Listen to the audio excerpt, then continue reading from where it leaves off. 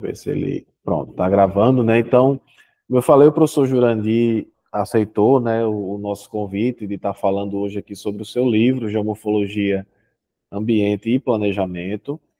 Quando eu conversei com o professor sobre essa possibilidade dessa aula, né, ele disse para mim, mas esse livro já é um pouquinho antigo, né, já tem coisa mais nova e tudo mais.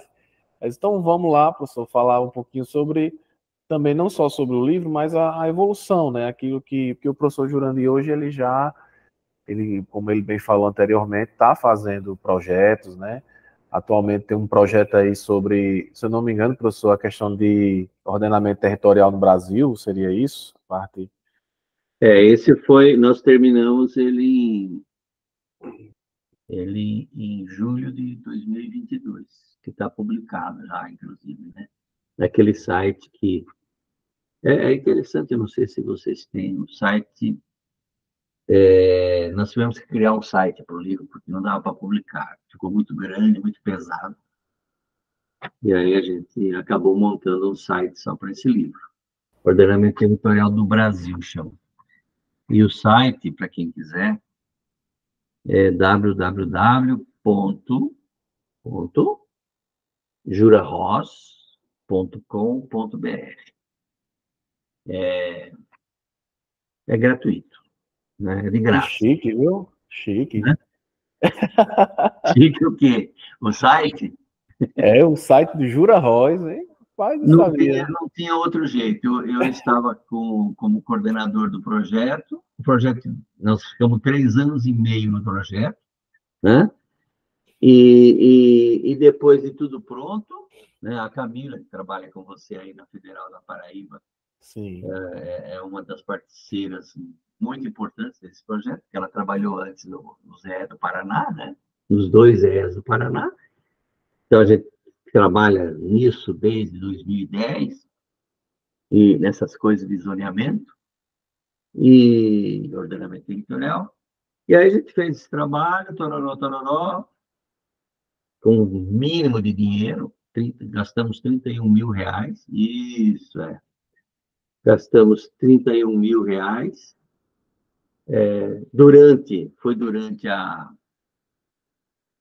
foi justamente durante a pandemia, né?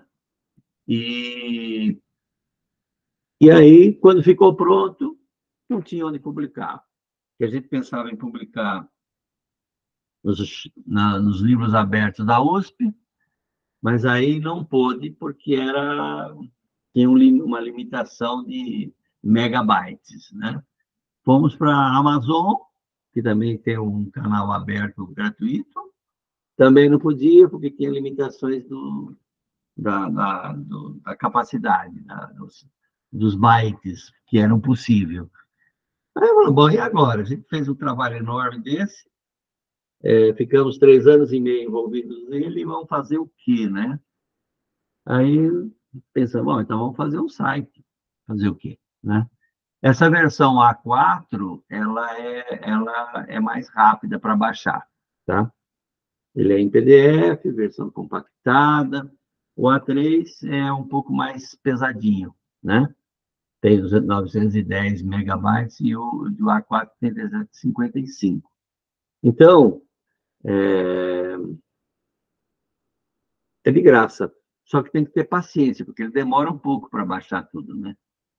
E às vezes, se a capacidade do computador não for grande, boa, aí ele também não abaixa, né? Mas são os preços das tecnologias, quer dizer, as dificuldades, tá bom? Bom, mas isso é a última, digamos, foi o último trabalho que a gente realizou e que disponibilizou para a geografia brasileira, tá bom? Então, vamos voltar para a geomorfologia, ambiente e planejamento, que é, portanto, o livro esse aqui, né, que vocês conhecem, tá?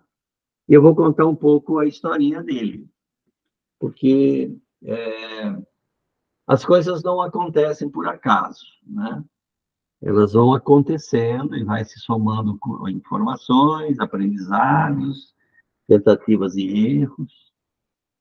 Então, eu posso dizer assim que a minha fase profissional como geógrafo e como pesquisador em geografia, geomorfologia, ele tem dois momentos muito claros, quer dizer, até, até o Radam Brasil, eu tive a sorte de trabalhar nele, foi um projeto muito bom, né?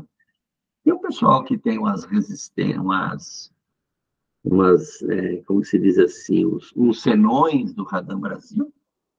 O Web Cyber tinha muitos senões do Radam Brasil, mas, mas foi um projeto que, embora tenha críticas, porque é um projeto dos militares, não sei o quê, na verdade ele era conduzido pelo Ministério de Minas e Energia, né? E, e ele aconteceu a partir de 71 até 85, portanto, 15 anos, e nesses 15 anos eu trabalhei de 77 a 83, né? 6 anos. E é claro que um trabalho dessa envergadura, que abrangeu o Brasil inteiro, né? Mas começou pela Amazônia, ele formou escola. Para mim, o Radam Brasil foi uma pós-graduação, né? Foi uma especialização. Por quê? Porque eu entrei, já tinha 6 anos de projeto, 7, né? Então, o projeto já andava, né? Já estava andando, e a gente foi se incorporando ao projeto e às tecnologias, né? Do radar, da fotografia infravermelho, né? Das imagens de satélite, mas a âncora era a imagem de radar, né? A semelhança disso que tem aqui atrás da minha cabeça, né? Que é um SRTM, na escala de 1 para 7 milhões e meio, 8 milhões, sei lá.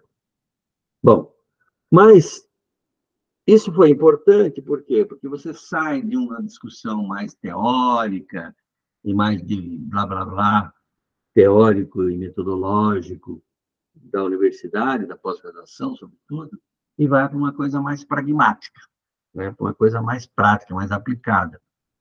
E quando você vai para uma coisa mais aplicada, você tem que estudar muito, você tem que acompanhar as coisas, e foi assim que aconteceu.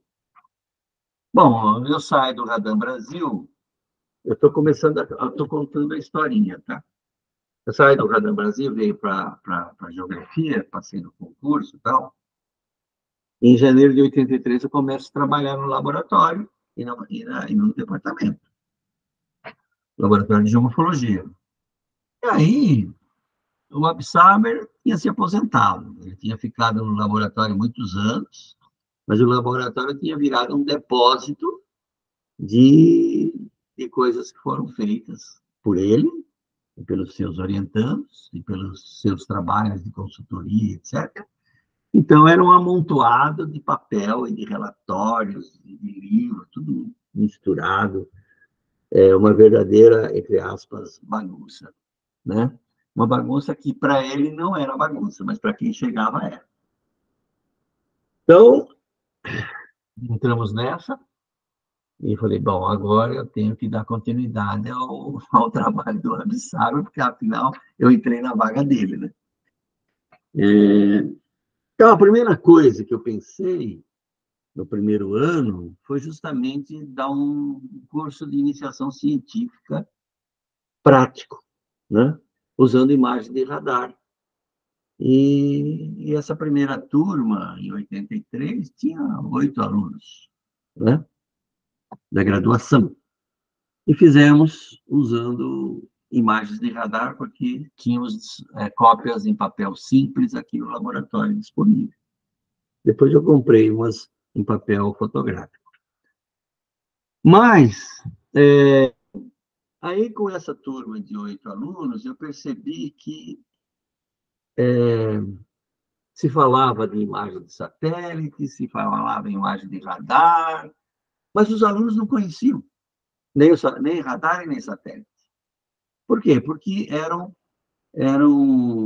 tecnologias novas, com 10 anos, 12 anos de idade, de aplicação, né? Porque começaram, tanto as imagens de satélite do INPE como do Radar Brasil começaram em 1970, né? Tudo vindo da NASA, né? Mas elas eram novas, por quê? Porque elas eram de uso muito restrito. Para você usar a imagem de satélite, você tinha que comprar. E para comprar, você tinha que pagar caro. Além de tudo, ainda tinha que justificar por que você queria a imagem.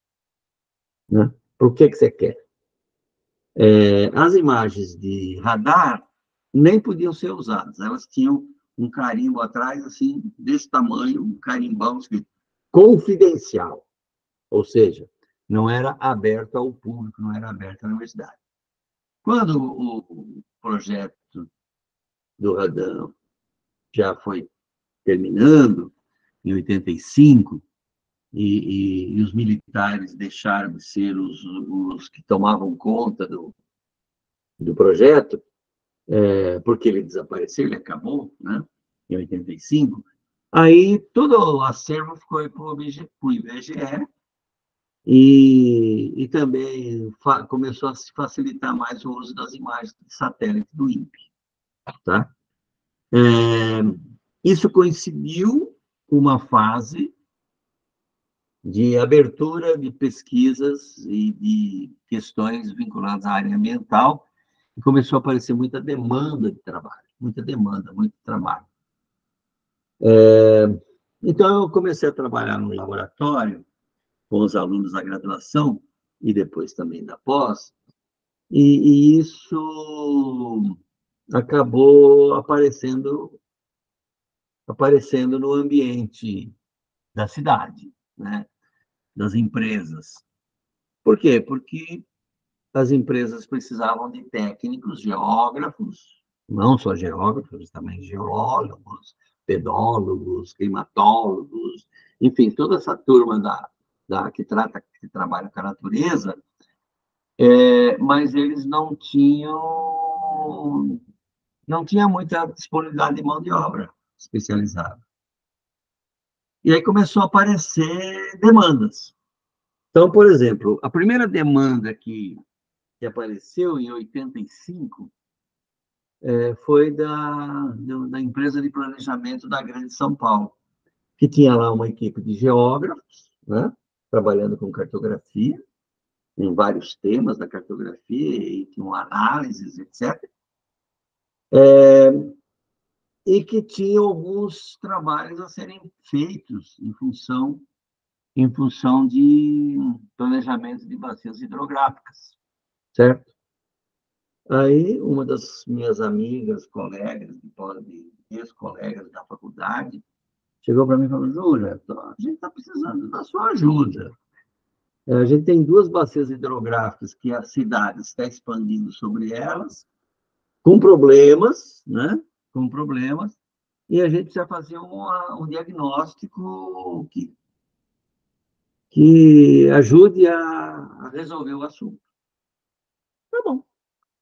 E aí começamos a fizemos em 85 e 86, 2 trabalhos numa bacia do Rio Cabo Sul de cima, escala 1 para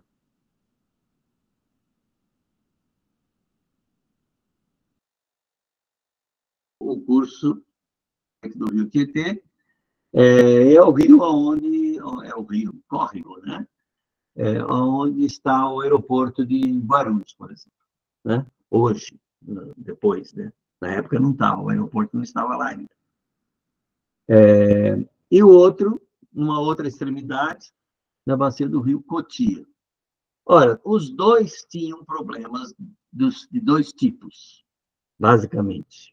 Como eles estavam sendo ocupados pela expansão urbana, de loteamentos de baixa renda, e de alguns loteamentos de alta renda, eles estavam cheios de problemas. Problemas de inundação, problemas de erosão, problemas de escorregamento. Aí começamos a trabalhar na primeira bacia, que foi em 85, lá no Cabo Sul de cima. E aí, bom, vamos fazer o mapa do geomorfológico. Fizemos o mapa geomorfológico. Mas, na verdade, a gente precisava avançar. E foi aí que apareceu o Tricar, né? Apareceu a oportunidade de usar a metodologia do Tricar de ecodinâmica. E aplicamos a metodologia do Tricar da ecodinâmica ou morfodinâmica, né? Foi o primeiro momento que eu apliquei a metodologia. Bom, chegamos lá à identificação dos problemas, aonde erodia muito, porque tinha problemas de ocupação muito mal organizada, com vários problemas de erosão, vários problemas de assoreamento nos canais de primeira ordem, né? E problemas de assoreamento no canal de segunda ordem, de terceira ordem e do quarta ordem, que já era o Rio Tietê, né? Nas vertentes, problema de erosão para tudo quanto era canto, e, além de tudo, alguns pontos com escorregamento. Bom, identificamos tudo isso no mapeamento geomorfológico, e aí resolvemos que íamos hierarquizar os problemas. Hierarquizar como? Bom, vamos usar o Tricar, vamos usar a morfodinâmica. E usamos. E foi nessa hora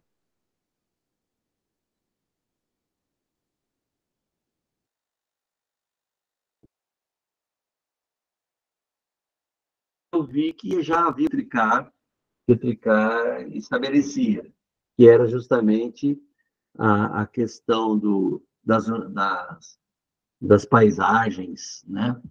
Ou das unidades morfodinâmicas ou ecodinâmicas estáveis e das instáveis e as de transição, que eram a intergrade. Bom, ficou mais ou menos fácil estabelecer onde os ambientes eram estáveis, que era lá na área serrana, onde a floresta estava lá. Era uma floresta, em parte ainda está lá hoje, né, porque ela virou uma unidade de conservação, mas elas eram estáveis, mas eram florestas regeneradas, né, ou seja, autorregeneradas, florestas secundárias, mas estavam estáveis, né? Então, área de morros, tororô, vertentes assim, vertentes assadas, cursos d'água que a água corre limpinha, né? Chove, aumenta o volume de escoamento, mas a água continua limpa, transparente. Então, o ambiente é estável. O Tchutchu separou, né? Mas aí tinha os ambientes instáveis. Os ambientes instáveis eram de duas categorias, quer dizer, aquelas que ocorriam as inundações e os assoreamentos, também foi facilmente identificável, mapeável, né? Porque a escala era 1 para 25 mil, com controle de campo, né? E também as áreas de erosão e de escorregamento. Ótimo. Tá. Então, duas categorias de instabilidade. Só que a gente começou a perceber que a instabilidade nas erosões e nos escorregamentos, elas não era um tipo, mas dava para subdividir. O que era pior, o que era melhor. Mas não fizemos. Não fizemos. Mas começou a aparecer o problema, né? Bom, fizemos esse trabalho, tornou, a Implasa usou, os problemas continuaram, porque no Brasil é assim, você faz o estudo, faz a análise, faz tudo, sugere, mas não muda nada. Parece que não serve para nada o que a gente faz. Continua assim até hoje, né? É uma característica do Brasil isso, né? Mas fizemos a nossa parte, digamos assim. Fomos para o segundo trabalho da outra bacia, e nessa outra bacia apareceu uma coisa a mais, que era a existência de mata secundária nas áreas mais altas e de morros, nas cabeceiras, áreas que eram pastagens do século XIX e que foram transformadas em loteamentos de alto padrão, né? Em que as características ambientais até melhoraram, porque de pastos degradados viraram áreas urbanas de baixíssima densidade de ocupação, com muita recuperação ambiental. Então, ficou bem interessante. E, paralelamente, as áreas, os morros sendo ocupados com loteamentos de baixo padrão e de alta densidade. Além dos fundos de vale com as inundações. Então, fizemos esse segundo trabalho, classificamos, e aí apareceu o quê? Apareceu que haviam áreas estáveis, né? Ocupadas com esses loteamentos de alto padrão, em que as condições melhoraram e não pioraram, como poderia se esperar, embora tivesse pavimentação, né? Com asfaltos e avenidas, etc. Mas os terrenos grandes, né? Uma baixa densidade de edificação por terreno, então ficou melhor do que era, tá? Então, a gente começou a distinguir nesse segundo trabalho que tinha ambientes estáveis, florestados, ainda que fosse de floresta autorregenerada, e tinha ambientes estáveis em que a pastagem virou loteamento de alto padrão, com grandes investimentos nesse processo de ocupação. Ora, dois ambientes estáveis distintos. E aí, os instáveis também distintos. Inundação e assoreamento nos fundos de vale e erosão e escorregamento nos morros da bacia hidrográfica, que é a bacia hidrográfica do rio do Ribeirão Poti. Bom, chegamos nisso, fizemos os mapas, fizemos os relatórios, mas, tanto no primeiro trabalho como no segundo, ficou na minha orelha e na minha preocupação a questão das variações. Eu tenho ambientes estáveis, mas esses ambientes estáveis, eles têm potencialidades diferentes para a instabilidade. E nos ambientes instáveis, tem diferentes gradações de instabilidade. Mas uma coisa a gente não conseguiu, em nenhum dos dois trabalhos, estabelecer o que era os intergrades, os que eram de transição. Quer dizer, e aí? Cadê o ambiente de transição que o Tricard fala? Né? Uma coisa é teoricamente, a outra é na prática. Eu chego lá num determinado espaço, território, digo, bom, esse ambiente aqui está estável? Tá. Né? Esse outro ambiente está instável? Tá. E onde é que está a transição de um para o outro? Delimitar isso no campo e nas imagens de satélite, nas fotografias aéreas, é muito inseguro. É muito inseguro. Porque é uma coisa ou é outra. Ou é uma coisa ou é outra. Ou ele é estável ou ele é instável. Esse negócio de meia gravidez não existe. Né? Ou seja, o que é e pronto. Então, a gente aboliu, né? Logo nos dois primeiros trabalhos, que são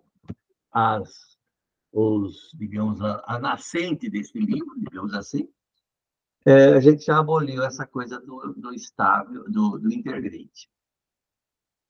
Bom, nós continuamos nesse trabalho, em outros inúmeros trabalhos, né? Nós avançamos porque, simultaneamente, esses dois trabalhos da área metropolitana, numa escala de detalhe, né, começaram a aparecer os trabalhos de pesquisa nas bacias hidrográficas, em que a Eletrobras tinha interesse de instalar hidrelétricas, barragens para gerar energia elétrica. E aí, simultaneamente, 85, 86, 87, 88, 89, 89 parou tudo. Né? Por que parou tudo em 89? Porque o Sarney era o presidente da República e ele decretou moratória das dívidas públicas brasileiras. E todos os grandes projetos de infraestrutura no Brasil, tradicionalmente, eles são feitos com dinheiro estrangeiro, com dinheiro importado, né? A dívida pública brasileira se deve muito a essas grandes obras de infraestrutura, em que os estados e o governo federal não têm condições de arcar e recorre ao Banco Mundial, ao BID, ao Banco do Japão, ao Banco Alemão, ao Banco não sei da onde, né? E trabalha com esses dinheiros importados. Só que quando o Sarney decretou moratória e não pagou ninguém, passou a não pagar ninguém, todos os projetos de obras de infraestrutura paralisaram em março de 89. Ficaram paralisados quase 10 anos. Bom, de qualquer modo, até 89, nós tínhamos várias experiências de mapeamentos em escalas variadas, mas a maior parte na Amazônia era uma escala para 250, e a bacia do Rio Xingu, a tal da hidrelétrica de Altamira, Belo Monte, a gente chamava Belo Monte de... né? Que agora chama, que no início chamava Cararau, e eram duas hidrelétricas lá. Depois ficou só uma, mas eram duas. Esqueci o nome da outra. Bom, e aí tinha também os trabalhos dos inventários da bacia do Rio Madeira, para as hidrelétricas do Rio Madeira. Tinha inventários da bacia do Rio Iguaçu, tinha inventários no Alto Rio Uruguai. E aí, eu acabei ficando envolvido em todos esses projetos. Eu trabalhava que nem um doido para atender as equipes. Eu não fazia o trabalho, eu orientava na parte de geomorfologia. E esse trabalho de geomorfologia, de mapeamento, você gerava os mapas geomorfológicos, fazia uma análise geomorfológica, mas ficava faltando uma análise mais da dinâmica atual. E aí foi quando começamos a inserir também a concepção do TRICAR, da morfodinâmica e da ecodinâmica, nos projetos das hidrelétricas. Tá? E aí fizemos N mapas. E nesse processo de gerar mapas geomorfológicos e análises geomorfológicas nas bacias hidrográficas desses rios, nós começamos a introduzir também a análise morfodinâmica. E nessa análise morfodinâmica, nós começamos a aplicar não só o estável e o instável, mas uma variação dos ambientes instáveis, né? Que gradação eles tinham. E dos estáveis, que gradação eles tinham. E aí ele virou de análise morfodinâmica e ecodinâmica para análise da fragilidade ambiental, que foi uma coisa que eu inventei, né? Por quê? Porque a gente estava trabalhando com a base teórica do TRICAR, mas aplicando uma outra perspectiva mais da realidade brasileira, digamos assim. Lá em 2011, nós fizemos uma visita técnica da pós-graduação na Universidade do Oregon, nos Estados Unidos, noroeste dos Estados Unidos, do lado do Pacífico. E naquela visita eu fiquei surpreso porque um professor lá também trabalhava com a questão das bacias hidrográficas nessa perspectiva, não do TRICAR, mas deles mesmos, trabalhando não com fragilidade, mas com sensibilidade ambiental. Nossa, quando eu olhei a apresentação do trabalho deles lá, falei, nossa, mas isso é o que eu faço lá, isso é o que a gente faz lá no Brasil, só que a gente chama, em vez de fragilidade, sensibilidade ambiental, a gente chama de fragilidade ambiental. E foi muito interessante, porque era uma coisa muito parecida, né, com o que a gente estava fazendo aqui. Foi bem legal, foi interessante, porque eu falei, enfim, encontrei alguém fora do Brasil que esteja fazendo um trabalho para bacias hidrográficas, com a mesma preocupação, com a preocupação de entender as diferentes sensibilidades da bacia. E aqui a gente trabalhou com as diferentes fragilidades das bacias que nós trabalhamos. Bom, essas consultorias, elas também eram acompanhadas por um estágio anual que eu oferecia gratuitamente. Gratuitamente quer dizer, não contava frequência, nem contava nota, por isso que é gratuitamente nesse sentido, para os alunos da graduação, que começou com 8 alunos, mas que na década de 90 tinha 40 alunos. 40. Então, toda semana nós tínhamos aula, um dia de aula, em cima no laboratório, em cima de imagens, para produzir mapas geomorfológicos. E nós fomos experimentando mapas geomorfológicos de escalas variadas, né? Eu também trabalhei no doutorado, né, com mapeamento geomorfológico. E aí, essas diferentes escalas permitiu que a gente fosse experimentando diferentes trabalhos em diferentes lugares. Basicamente, Amazônia, Centro-Oeste e Sul do Brasil. Bom, esse arcabouço de aplicação prática, né? E de também acadêmica, tanto voltados para as obras de engenharia de hidrelétricas, como os experimentos no laboratório, foi nos levando, já em 90, a pensar em taxonomias, né? Pensar em metodologias de análise ambiental, a partir da geomorfologia. E, nesse contexto, né, o professor Ariovaldo, que é era meu colega da graduação, da geografia, hoje, ele falou: Jura, por que você não faz um livrinho, né, sobre essas suas experiências? Eu e o Ariovaldo temos pensamentos políticos e ideológicos muito distintos. Ele é mais da agrária, numa abordagem mais marxista, e eu sou numa abordagem mais sistêmica, né? Mas nós nos respeitamos, cada um com o seu pedaço, cada um fazendo aquilo que lhe é de mais interesse.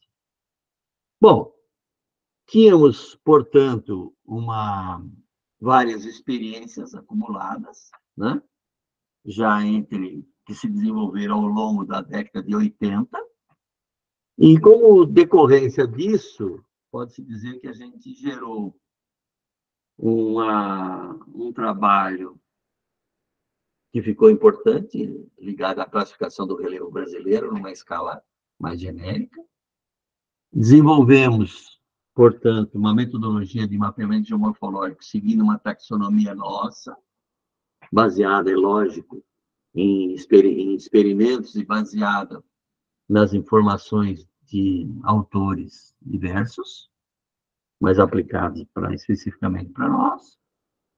E também desenvolvemos a coisa de um mapa mais focado na aplicação da geomorfologia diretamente. São os mapas de fragilidade ambiental, com diferentes hierarquizações de fragilidades muito altas a muito baixas, de ambientes estáveis e de ambientes instáveis. Bom, basicamente, essa foi o background que fez surgir o livro, né? Fez surgir o livro. Portanto, o livro foi uma oportunidade de fazer uma coisa bem sintética, e ele é usado até hoje, né? Foi publicado a primeira vez em 90, 91, não me lembro. E ele é usado até hoje porque ele é uma receita, digamos assim, de uma aplicação da geomorfologia. É claro que foi evoluindo, né? Foi evoluindo e, e a gente foi melhorando o tratamento das informações.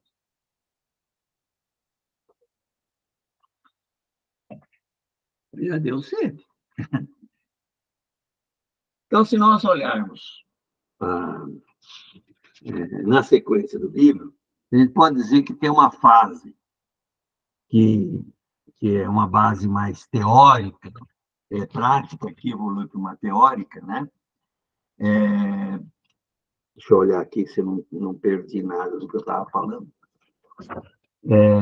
Mas veja o seguinte, à medida que nós fomos produzindo informações, tanto no laboratório como nós fora da universidade, a gente foi percebendo que tinha alguns autores que eles eram muito importantes para aquilo que a gente queria, né? E, e aí, da onde vieram esses autores? Esses autores vieram do Brasil, Absaba é um grande exemplo, vieram da França, onde o Tricard é o melhor exemplo para nós, para o nosso trabalho, e vieram da Rússia, né, dos geomorfólogos russos,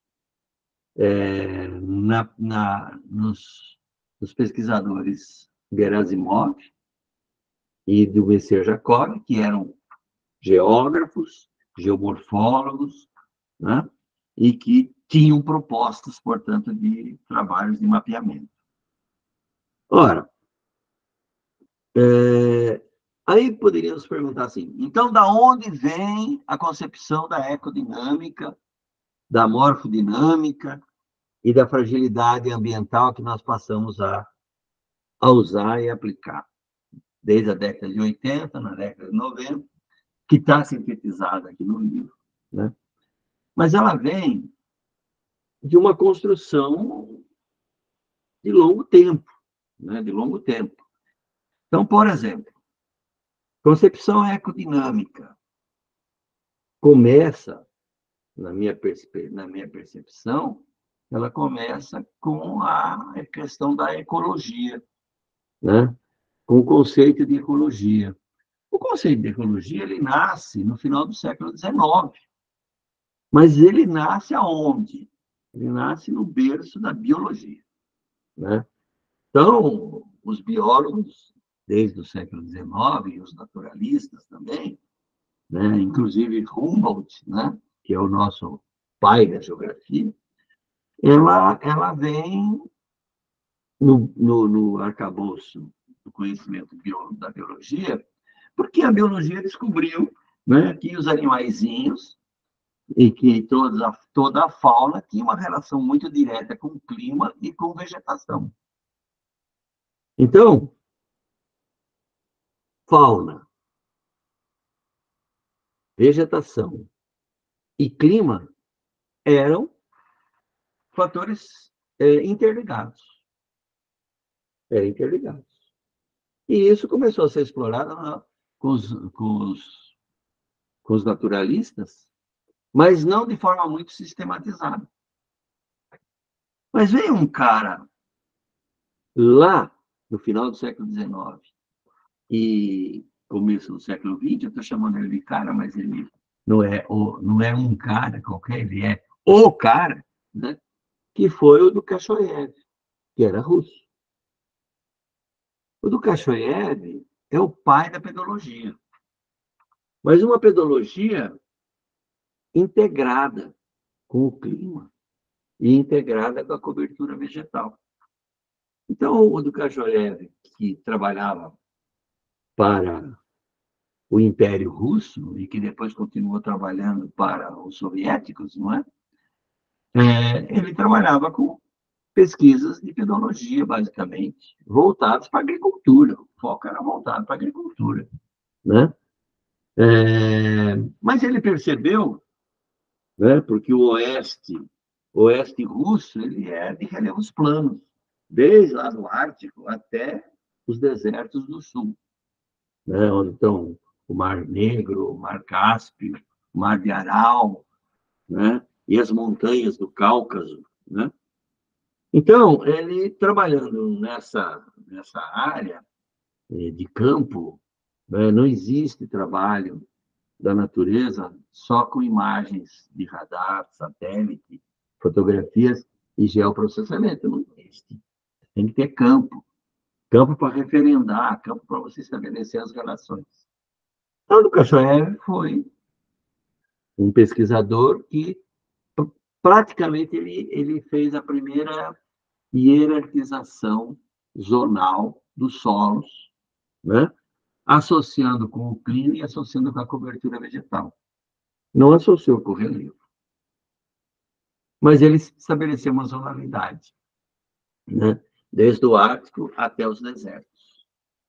Ora, a contribuição do Kashoyev, ela foi fundamental, assim, para o entendimento dos trabalhos de geografia física no leste europeu e, sobretudo, na Alemanha, né? Porque Rússia e Alemanha, eles, nessa natureza e dos franceses e ingleses, eles tinham uma relação, digamos, até entrar o regime socialista, uma relação mais intrínseca, né? Havia trocas de informação. Depois, com a Revolução Russa, essas trocas foram bloqueadas, né? Mas os russos continuaram bebendo do néctar das contribuições dos naturalistas europeus, franceses e alemães, sobretudo.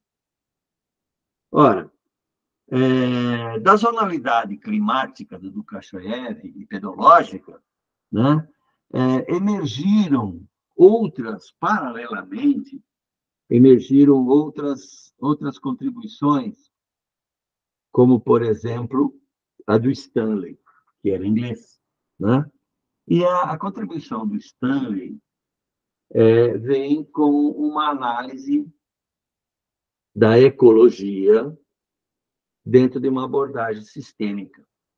É o Stanley inglês, na década de 30, 1930 e qualquer coisa, que estabelece o conceito de ecossistemas, que foi um salto teórico, metodológico, qualitativo importante para a biologia. Ou seja, a ecologia nasceu, mas ela faltava a sistematização, né?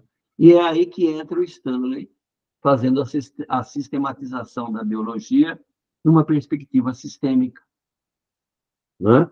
Ou seja, a ecologia se ancorou, a partir de Stanley, se ancorou numa abordagem sistêmica, funcional. Forma, estrutura, processo. Forma, funcionalidade, né? Estrutura e funcionalidade. Essa é o tripé dos sistemas, das teorias sistêmicas. Mas, paralelamente ao Stanley, na mesma década, aparece um naturalista geógrafo, né? Alemão, que é o Troll. O Troll, na década de 30 também, né? O Troll, ele vem com a história da ecologia da paisagem, ou geoecologia. Geoecologia, ecologia da paisagem. Nasceu na Alemanha, nasceu dos naturalistas, nasceu dessa coisa do campo que começa com Humboldt, tá? Começa com Humboldt em 1840, 1850, mas 90, 70, 90, 80 anos depois, vai dando frutos e vai compondo uma massa crítica de conhecimento. Ora, nós tivemos na Europa, no começo do século, na primeira década, segunda década do século XX, a Primeira Guerra Mundial. Ela atrapalhou bastante o andar da carruagem, da economia, da política e da pesquisa e da ciência. Mas, depois da Segunda Guerra, porque os dois períodos entre guerras foi um período muito turbulento e complicado, né? Revoluções, comunismo, Hitler, Mussolini, ou seja, um bando de coisas que aconteceram entre a década de 20 e a década de 40.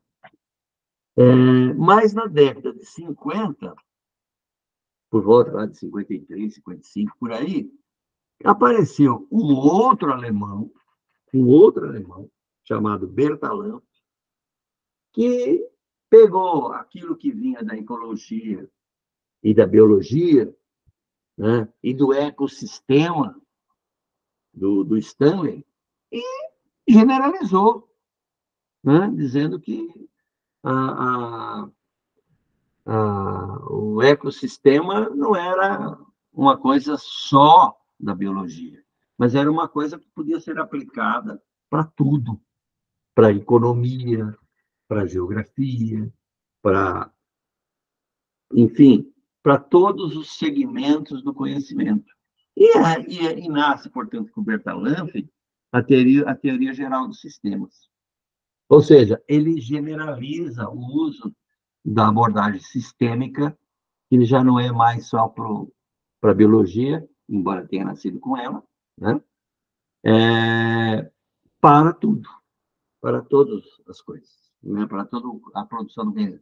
E a partir daí, nós vamos ter duas grandes vertentes da pesquisa geográfica, geomorfológica, e das ciências da Terra, pode-se dizer, e também das ciências humanas.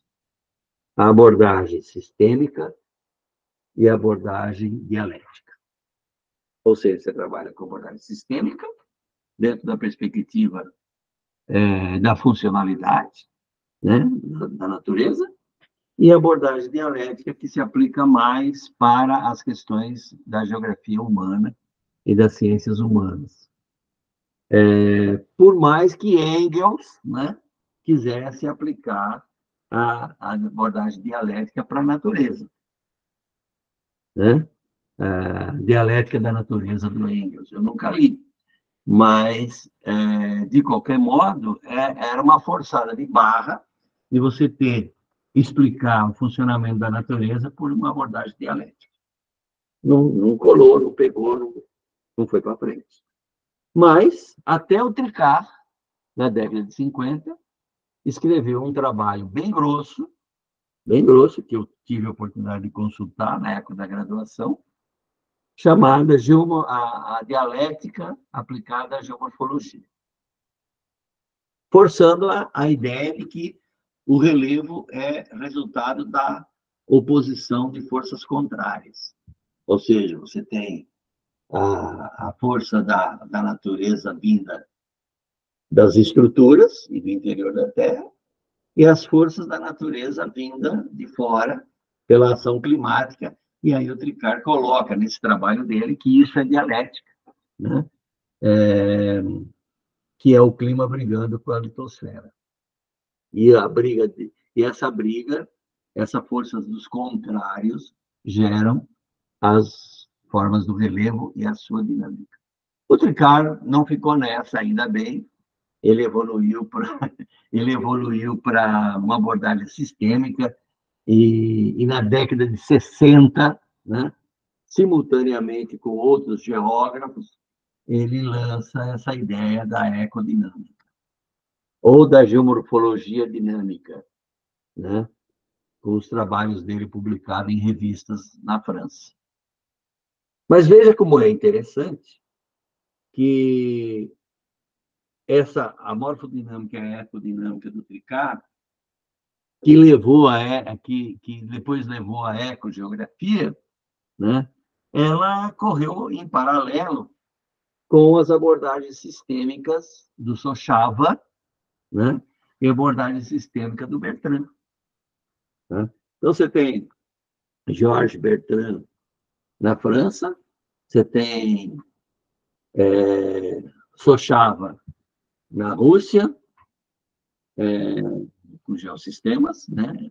Tanto um quanto o outro com geossistemas, sem trocar em figurinhas, porque o leste europeu era comunista e não e era muito fechado para o Ocidente, como o Ocidente também era muito fechado para o Oriente. E aí, digamos assim, que na década de 60, portanto, pós-Segunda Guerra Mundial,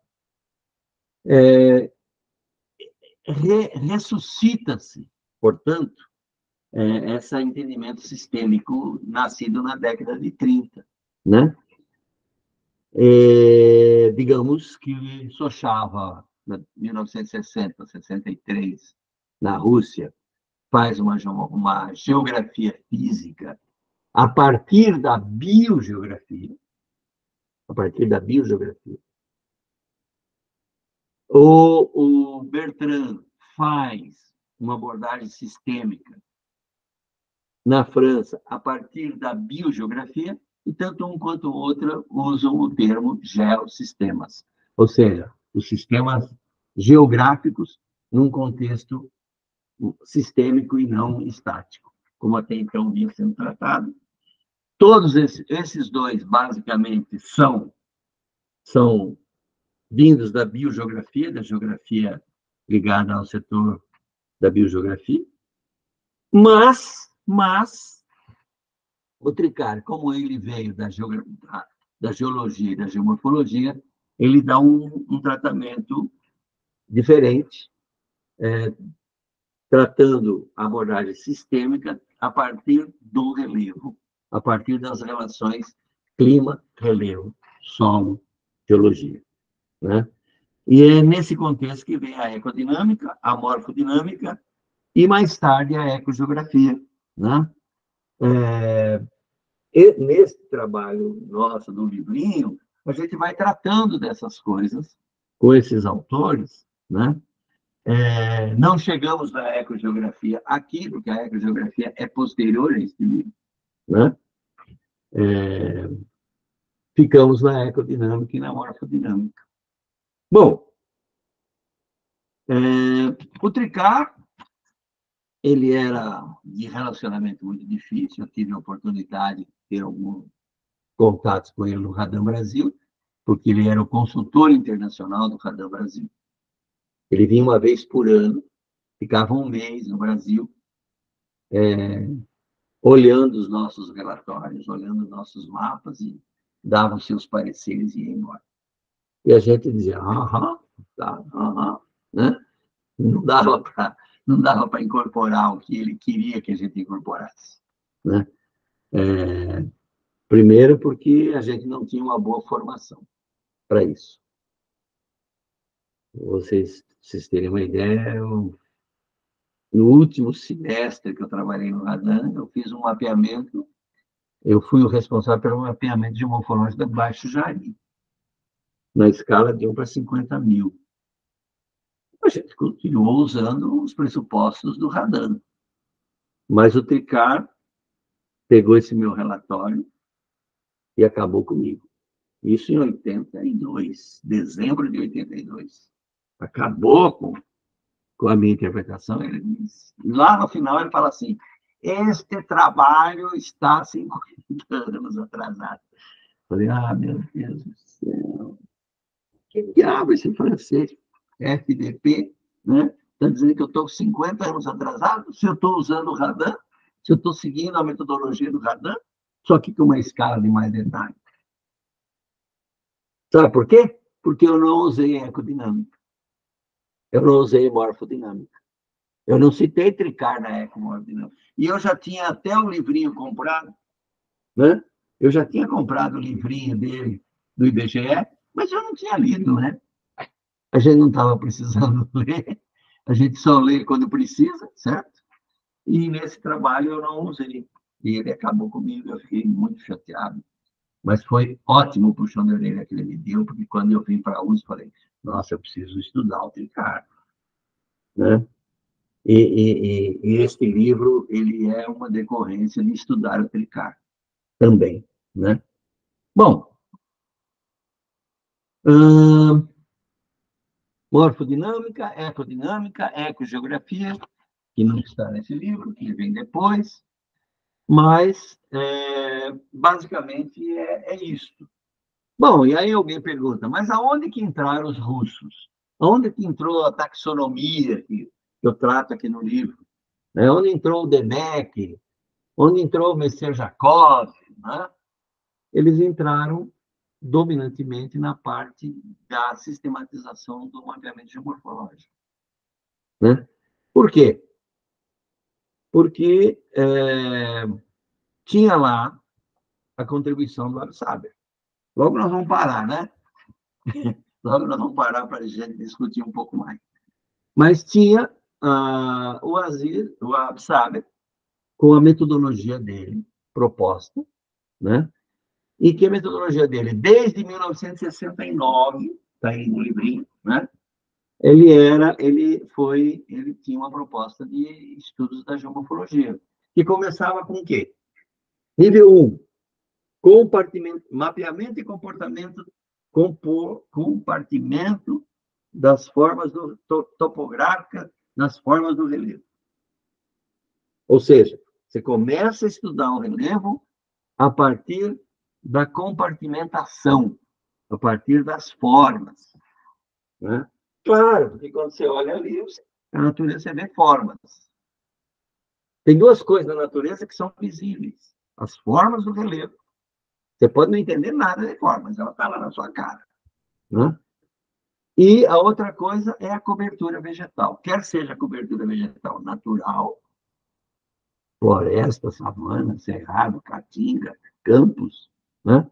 Quer seja a, a cobertura vegetal implementada pela ação humana. Cidades, agricultura, pecuária, agricultura de subsistência, agricultura tradicional, agricultura mecanizada, enfim. Tudo isso aí. Então, esses dois elementos, eles aparecem. Como nós estamos falando de geomorfologia, o ponto de partida são as formas. Aí o Absaber vem e diz o seguinte: segundo nível de análise das formas é o material que lhe dá suporte. Então, eu parto da forma, da morfologia, sempre da morfologia. Né? Eu preciso entender a forma, descrever a forma, saber como é que ela é, identificar a forma. Se é um morro, se é uma colina, se é uma planície, se é uma vertente convexa, se é uma vertente côncava, se é uma vertente retilínea, se aqui é um patamar, se aqui é um patamar erosivo, se aqui é um patamar estrutural, enfim, uma série de informações. Isso é um iceberg, isso é um periplano, né? Enfim, essas informações têm que ser as pessoas, os geógrafos, os geomorfólogos, têm que saber identificar. Bom, mas essas formas, elas não estão soltas no espaço. Elas estão ancoradas em algum material. O material é a estrutura. O Aziz chama de estrutura superficial da paisagem. Então, ele queria se diferenciar dos geólogos. O que interessa não é a geologia toda, mas a parte da estrutura superficial. Litologias, mas os solos, os paleossolos, né? Os depósitos, isso que interessava. É claro que não era só isso, mas na visão dele, como ele queria enfatizar o material mais de superfície, então era isso que ele queria. E a terceira coisa do Absaber é a dinâmica, a fisiologia da paisagem. Veja que ele tinha uma preocupação com associar com a paisagem. Estrutura superficial da paisagem. Fisiologia da paisagem, o terceiro nível, o nível dinâmico. Aquilo que o Descartes chama de ecodinâmica ou de morfodinâmica. Né? É a fisiologia da paisagem. É o terceiro nível do Absaber. Então, quando você vai estudar geomorfologia, você tinha Se você está ancorado na base teórica do Abissaber, você tem que seguir o Abissaber, né? Na verdade, a gente segue Abissaber e Tricar, né? Nos mapeamentos da fragilidade ambiental, porque você vai na compartimentação, nas estruturas, nas fisiologias, nas morfologias, enfim, na morfodinâmica e assim por diante. Então, basicamente, deixa eu ver se eu não esqueci nada, basicamente, essa é a base toda que vem do Brasil, através de Abissaber, sobretudo, da França, Intricar, sobretudo, mas vem também nas contribuições de Gerasimov e Messier-Jacob, quando eles dizem que o relevo tem que ser representado através das morfoestruturas, ou seja, as estruturas, as grandes formas sustentadas pelas estruturas geológicas, e as grandes morfoesculturas, ou seja, as esculturas produzidas pelo clima atual e pelo clima do passado, né? Clima atual pelo clima do passado, que deixam as marcas no relevo. Ou seja, quando eu olho uma forma de relevo, eu tenho que pensar na forma, né? Enquanto forma, enquanto material que lhe dá suporte, mas também enquanto o clima atual e passado que gerou as esculturas atuais, né? Basicamente isso. Daí é que vem a história do morfoestrutura e morfoescultura do Messier-Jacob e do Gerasimov, e que eu, no meu doutorado, eu passei a usá-los como referência teórica e metodológica para o mapeamento geomorfológico, porque o Aziz não me era suficiente, né? O Tricar não me era suficiente na interpretação e na geração dos mapas, porque os mapas geomorfológicos franceses, eles são muito complicados, não só para fazer, mas como para usá-los, né? Então, eu comecei a correr atrás de outras contribuições. E foi aí que eu acabei nos russos, né? Nos russos, nos poloneses, nos tchecos eslováquios, né? E vocês vão achar tudo isso aqui no livro. Também, vocês vão achar no livro a contribuição do Grigoriev, né? Porque ele introduz o conceito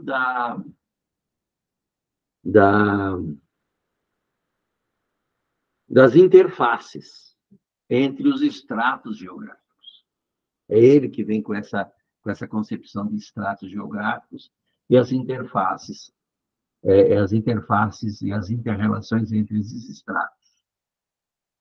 Para dar a dinâmica, para explicar a dinâmica. Então, a dinâmica interagindo entre clima, litologias, formas, solos, água, biosfera, humanos no contexto da biosfera e assim por diante. Deixa eu ver se eu tenho aqui alguma coisa no livro que eu chamaria a atenção, né? A questão das teorias, da periplanação, do Penck e do King, a contribuição soviética, sobretudo dos Gerasimovs, Messier-Jacob e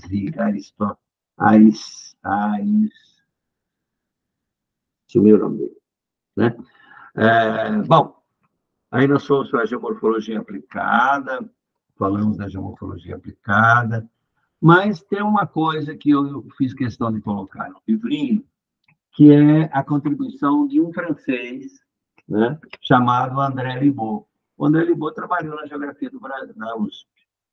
E o André Libaud também tem uma receita, né, a receita das pesquisas geográficas, né, do nível compilatório, do nível correlativo, do nível semântico e do nível normativo. Ou seja, para o Libaud, eu tive um período, um semestre de aula com ele, ele era responsável pela cartografia, né? Era da cartografia geográfica, e ele dizia assim, o nível compilatório é o primeiro nível da pesquisa geográfica, ou seja, compilar as informações pré-existentes, mapas e textos e publicações. O nível correlatório era o nível que você estabelece correlações entre as informações, né? É o segundo nível de tratamento dele. Aí ele vinha, depois de fazer as comparações, vinha o nível interpretativo, que ele chamou de semântico. Ou seja, você só no terceiro nível, quando você compilou informações, quando você correlacionou informações, é que você faz interpretação. Você vai interpretar aquelas informações todas. E depois você vai para o nível normativo, que é o nível do prognóstico, que é o nível da receita. Você só faz receita depois que você passou pelos 3 níveis primeiros. Então, os níveis do Libor também são muito úteis para a geografia, para a geomorfologia. A geomorfologia bebeu muito das contribuições do leste europeu. Por quê? Porque o leste europeu, depois que virou comunista, a ciência tinha que ter utilidade. Tem que ter utilidade. Né? E a utilidade da geomorfologia foi através da cartografia geomorfológica de detalhe e de semidetalhe. Tá? Então, os poloneses, a República Tcheca, Tchecoslováquia na época, a Hungria, a Ucrânia não, porque a Ucrânia era russa, os russos, Ucrânia/russos, né?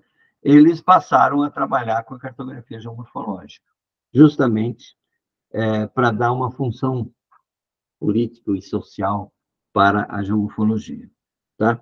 Então, Gerasimov e Sejakov se enquadram digamos, nesse contexto. E o Demek também, né? Bom, basicamente isso que vai levando-nos a produzir mapas, deixa eu pegar aqui um exemplo, mapas de escalas variadas. Então, você tem lá trabalhos com imagens de radar na escala média, tá? E isso permite algumas taxonomias, né? Então, por exemplo, lá na página 58 do livro, tem lá, modelo de representação do relevo na bacia do Alto Paraguai. Alto Paraguai, Rio Cuiabá. Né? Então, eu começo ali, unidades morfoestruturais. As grandes unidades morfoestruturais. E as unidades morfoesculturais. E vou apresentando isso em colunas. Né? Essa legenda integrada foi um modo que eu encontrei, o Radan não fazia assim, um módulo que eu encontrei de representar a geomorfologia no contexto da integração das outras variáveis. Né? E aí temos lá um exemplo, temos os exemplos da escala média, mas temos também os exemplos da escala de detalhe, eu não sei onde está aqui agora, que é o mapa que a gente usou como exemplo, o do município do Guarujá, de Guarujá, né? Em que a gente fez lá uma cartografia na escala de 1 para 25 mil. Ou seja, nós fizemos N representações justamente porque essa é a função da pesquisa na universidade, nos laboratórios, é fazer experimentos, é experimentar, tá? E a gente experimenta com quem? Com os nossos alunos, que são os nossos cobaias, entre aspas, né? Porque é o que nos permite ir fazendo exercícios. Então, o modelo de trabalho do Ícaro, da Mônica, da Teneli, da Milena e assim por diante, são exemplos de pesquisa que vão agregar informações. E assim a gente vai tocando o bonde, né? Ok? Podemos abrir para um bate-papo, acho que meio rápido, já é quase meio-dia, mas Isso. fiquem à vontade. Ok, Jurandir, muito Podem olhar o obrigado. livrinho com mais intimidade, né? Porque já sabe um pouquinho a história dele, tá bom? Beleza. Muito obrigado, Jurandir, pela aula, pela rica aula, né? Informações aí importantes, sobretudo de caráter teórico-metodológico, Sim, sim. para que a gente possa, inclusive, embasar mais as nossas análises científicas, né? Porque Sim, eu tenho visto muito em bancas uma deficiência muito grande no tocante a essa questão teórico-metodológica. Não sei se sim, você sim. percebe também a mesma coisa, mas eu tenho visto essa deficiência dos alunos, né, de entenderem a base teórico-metodológica dos seus trabalhos. Isso é uma coisa que eu tenho tocado muito nessa disciplina, né? Ela tem talvez parecido até uma disciplina muito teórica, né, para vocês, porque eu vejo essa necessidade na pós-graduação, né, de nós buscarmos um amadurecimento nessa parte. Você falando da questão do curso de turismo, né, da dificuldade que você teve de falar de geomorfologia no curso de turismo, mas assim, não está tanto diferente na geografia da graduação hoje, porque como a gente não tem geografia física, uma geografia física mais aprofundada no ensino médio, né, a geografia no ensino básico ela é muito humana, né, os currículos Brasil afora são de uma abordagem muito humana. Quando a gente recebe o aluno na graduação, ele vem realmente assim com um conhecimento muito, talvez nem básico de geologia, de geomorfologia, É, né? Muito superficial. E aí a gente vai fazer todo esse processo e quando chega na pós-graduação é que a gente vai ter a oportunidade de debater algumas coisas mais aprofundadas, né? sim, sim. Como esse seu livro, o próprio Ecodinâmica, que, por exemplo, o seu livro é um livro pequeno, mas ele traz um resumo É. importante dessa Na raiz verdade, na verdade, ele está metodológica. precisando ser refeito, né? Mas está faltando tempo. Falta tempo. E depois você faz e aí não, ninguém quer publicar, entendeu? É uma complicação. Mas, na verdade, ele teria que ter sido atualizado. Há um tempo atrás, eu sugeria à editora, se eles quisessem, eu poderia fazer uma atualização desse livro. É a contexto, né, Jurandir? Mas não rodou, não rodou, não rodou.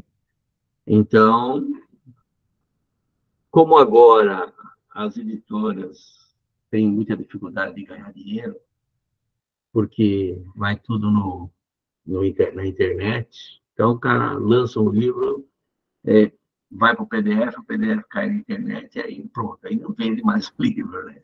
Então, Sim, investimento em livro se torna um problema delicado, difícil, né? Os únicos livros que vendem são porque vendem por obrigação,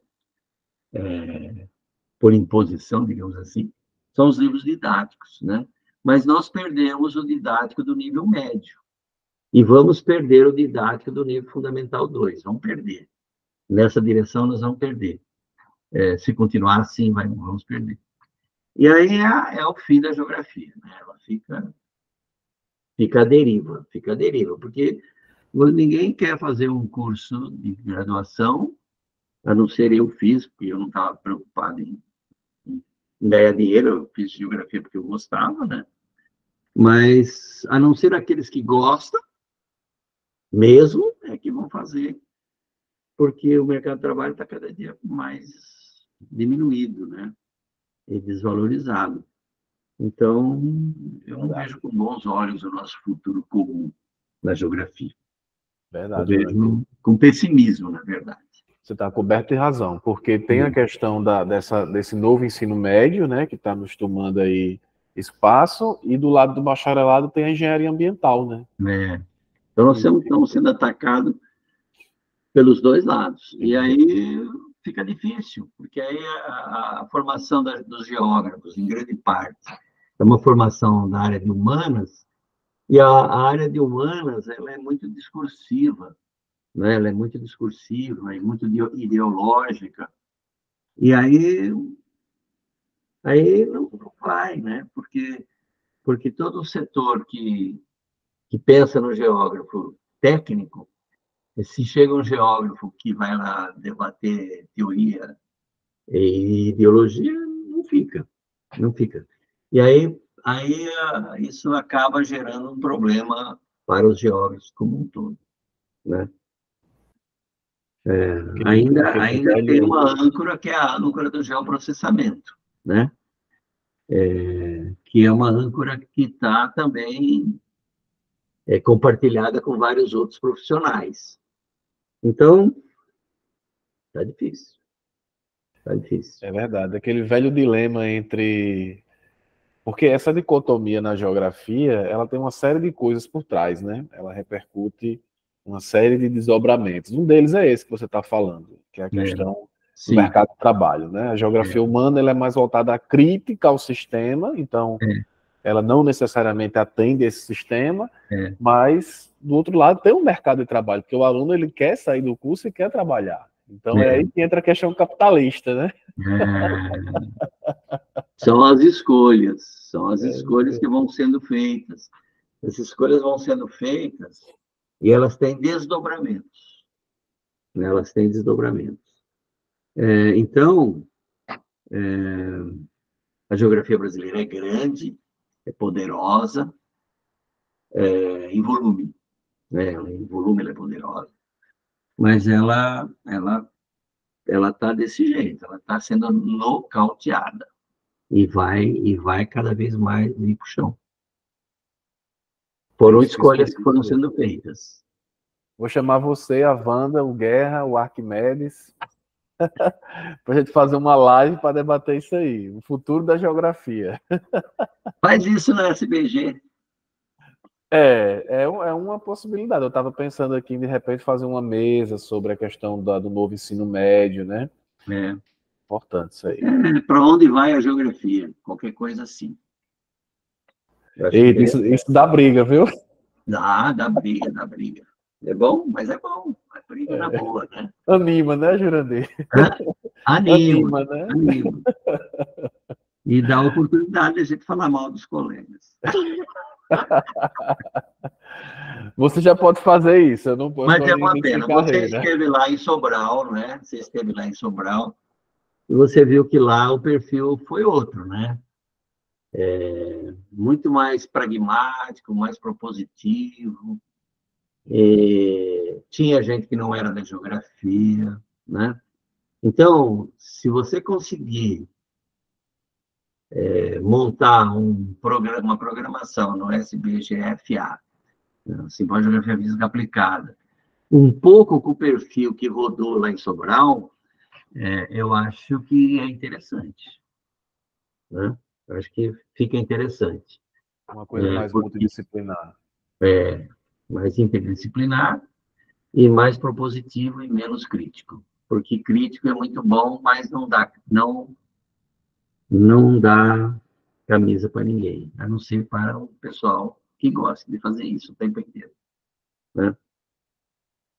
Bom, mas é apenas uma sugestão, não mando nada, Sim. tá? Mas eu concordo, eu Mas concordo. é que a gente não pode deixar a peteca cair. E uma coisa para não deixar a peteca cair é discutir isso em simpósios, não é? Ainda que não vá ter ninguém da geografia humana no SBGFA, né? Porque Terá. terá que, por princípio, a geografia física ela é estruturalista, né? E pragmática e atende o mercado capitalista, atende mesmo, né? Seria melhor se atendesse mais e melhor, né? Poderíamos corrigir mais alguns erros que fazem por aí. Mas Sim. é isso. Enfim. É verdade. Você falou uma coisa agora que é verdade. Se você não pode contra o sistema, se alia a ele, né? Enfim. É, eu acho que eu acho que quando a gente se alia aos inimigos, a gente ganha. É Né? verdade. Porque esse embate, esse embate que se faz no Brasil hoje, polarizado, ele é muito ruim, não é? Ele é péssimo.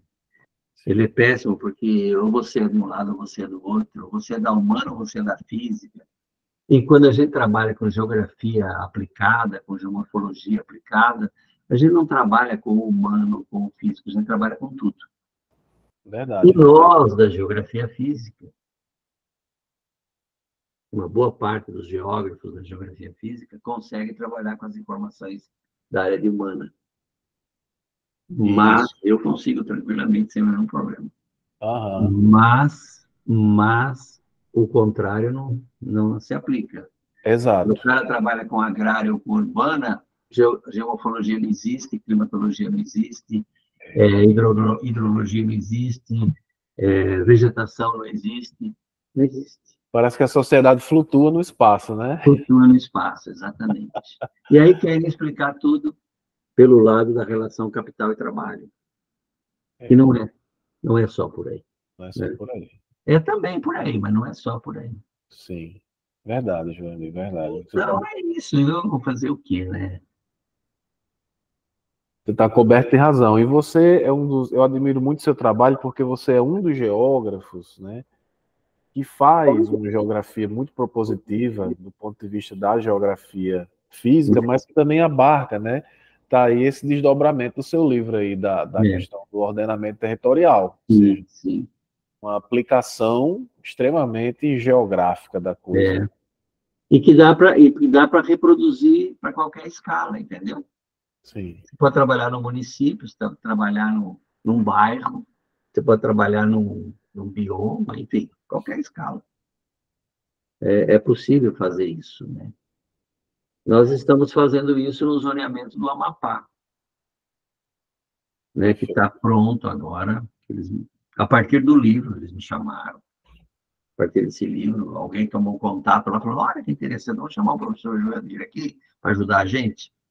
Eles estavam fazendo e estavam meio emperrados lá com a finalização.